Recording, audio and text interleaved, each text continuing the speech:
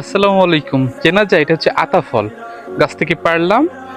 একটা উদ্দেশ্য ছিল যে গাছ পাকা আতা ফল পারবো, আপনাদের সঙ্গে শেয়ার করব, কিন্তু এই ট্রাকটা ছিল, ট্রাকে করে যে লোকরা ওনারা নিয়ে গেছে না বইলে। আসলে এটা আমার ভাগ্যে নাই, ওনাদের রিজিকে ছিল, কিন্তু বইলে নিলে হয়তো ভালো লাগতো। আর এখন এই আতা ফলগুলি পারবো, কয়েকটা হালকা রং আসছে, তো পেরে জাগ দিলে পাইকে যাবে দুই একদিনের ভিতরে। আর জাগ দিব হলো খ্যার, যে ধানের যে খ্যার হয় শুদ্ধ, সে যাকে খড় বলে, আঞ্চলিক ভাষায় খ্যার বলে, ওইটার পালায় তো জাগ দিয়ে রাখলে পাইকে যাবে। আর পারবো হলো এটা দিয়ে, এইটাকে আমাদের ভাষায় কেরাইল বলা হয়। এটা ধানের সময় অনেক কাজে লাগে। আর এটা হলো আমার সাবিনা ভাবির একটা অস্ত্র। উনি সব মাথা করে এটা নিয়ে ঘুরে।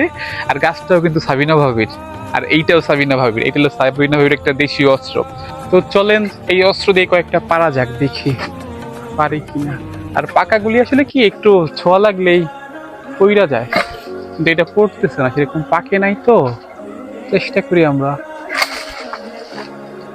পরে না, দেখছেন শক্ত, এখনো পাকে নাই। উপরে একটা পাকা দেখলাম, এখন সেইটা পারি, দেখি পরে কিনা।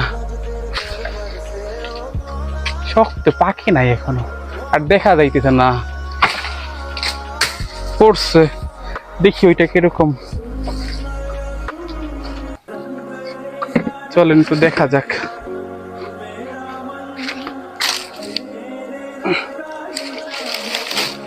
এই দেখেন, এই চারটা পারছি। পাকাগুলি আসলে নিয়ে গেছে, দুইটা পাকা ছিল, এগুলি জাগ দিয়ে রাখলে হয়তো বা পাকতে পারে। আর একটা পারি, এই শালার ওটা। এই দেখেন, এই যে একটা ডাল সহ ছিঁড়ে গেছে। তো চলেন এগুলিকে জাগ দিয়ে রাখা যাক। আর এই সেই আতা ফল, এইগুলিকে এই খেরের নিচে যদি জাগ দিয়ে রাখি, আশা করি পাইকে যাবে দুই একদিনের ভিতরে। যেহেতু আমার হাতে সময় খুব একটা বেশি নাই, লুকাই রাখি যাতে কেউ না দেখে। যদি পিচ্চিরা দেখিয়ে ফেলছে, জাগ দিয়ে রাখলে গরমে পাইকে যাবে। তো যদি পাকি ইনশাল্লাহ বাকিটা আপনাদের সঙ্গে দেখাবো।